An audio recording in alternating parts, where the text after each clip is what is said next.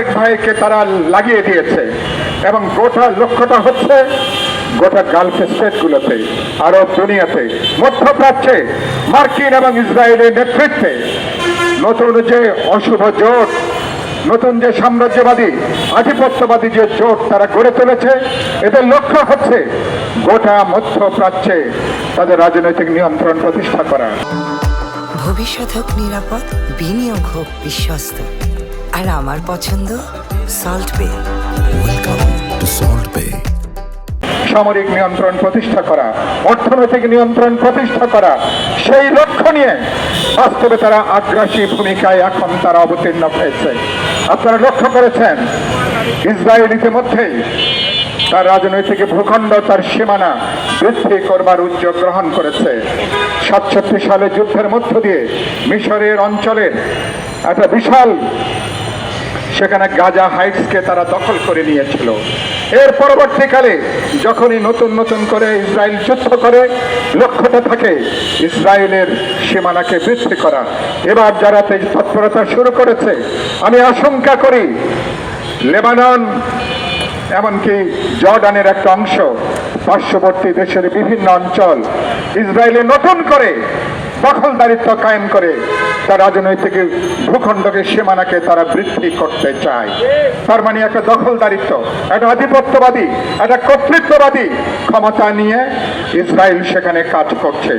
মার্কিন যুক্তরাষ্ট্র গত প্রায় 70-80 বছর ধরে পশ্চিমা দুনিয়ার সহায়তা নিয়ে ইসরায়েলকে তাদের একটা সামরিক আউটপোস্ট হিসাবে বাস্তবে তারা সেখানে গড়ে তুলছে।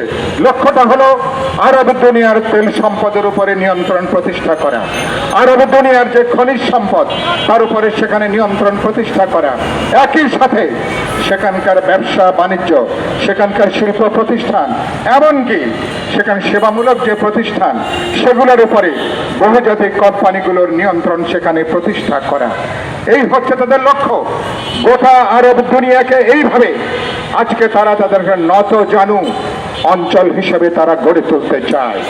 আমি জিজ্ঞাসা করতে চাই, জাতিসংঘের মতন প্রতিষ্ঠান যাকে আমরা গড়ে তুলেছি, তারা অন্যায় যুদ্ধের ব্যাপারে হস্তক্ষেপ করবে, প্রতিবাদ করবে, প্রতিরোধ করবে, নিষেধাজ্ঞা জারি করবে, কিন্তু এ পর্যন্ত আমরা দেখেছি জাতিসংঘ এদের ব্যাপারে আমরা দেখেছি মার্কিন যুক্তরাষ্ট্র যখন ভেটো প্রয়োগ করে তখন জাতিসংঘ আঙ্গুল চোষা ছাড়া এদের অন্য কোনো কাজ এ পর্যন্ত আমরা কিন্তু লক্ষ্য করিনি।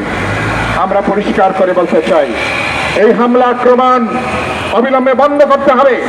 ইরানের যে হামলা, এই হামলা শুধু ইরানের উপরে হামলা না, এটা স্বাধীন সার্বভৌম দেশের উপরে হামলা, এটা জনগোষ্ঠীর উপরে হামলা, একটা জনগোষ্ঠীর বর্তমান এবং ভবিষ্যৎকে ধ্বংস করবার নীল নকশা হিসাবে এই হামলা চালানো হয়েছে। হ্যাঁ, ইরানের শাসন নিয়ে অনেকের প্রশ্ন আছে।